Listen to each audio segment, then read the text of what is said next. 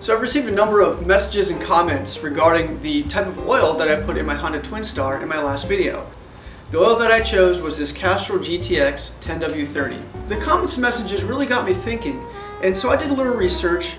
So what I'd like to do here is just cover some of the main differences between automotive oil and motorcycle oil. I'm not going to get really into the engineering nitty-gritty of the formulation of the oils, but just to understand the differences and some of my findings. So there's one thing I want to cover first here, and that's what is actually called for in the Honda Twin Star manual and in my CX500 manual.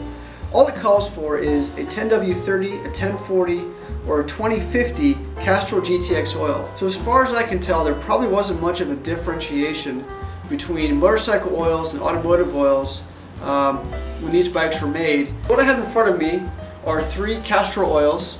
The GTX 10W30, which is a resource conserving, energy efficient oil, which is a very popular oil amongst newer vehicles. This 10W30 is specially formulated with additives to increase engine efficiency and increase overall mile per gallon.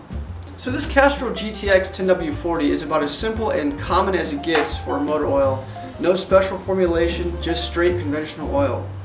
So finally that brings me to the Castrol Go 10W40 4T motorcycle oil, which is specifically designed for motorcycles. So I think the best way to discuss which oil makes the most sense is to understand what its job is to do. So for the two automotive engine oils here, their job is to simply lubricate the engine crankcase, and that's it. For the motorcycle oil, its job is to not only lubricate the crankcase, but also lubricate the transmission and lubricate the clutch. So what I've come to understand for this Castrol GTX with energy conserving additives is that while these are great for enhancing mile per gallon in a standard gasoline engine, apparently these additives are not good for motorcycles. Having said that, the conventional, non-specialized, good old-fashioned 10W40 is probably okay for a motorcycle because it doesn't contain the additional energy enhancing, mile per gallon enhancing additives. And not to mention, it's called for in the book. This would probably be an alright oil if you're trying to get by on a motorcycle.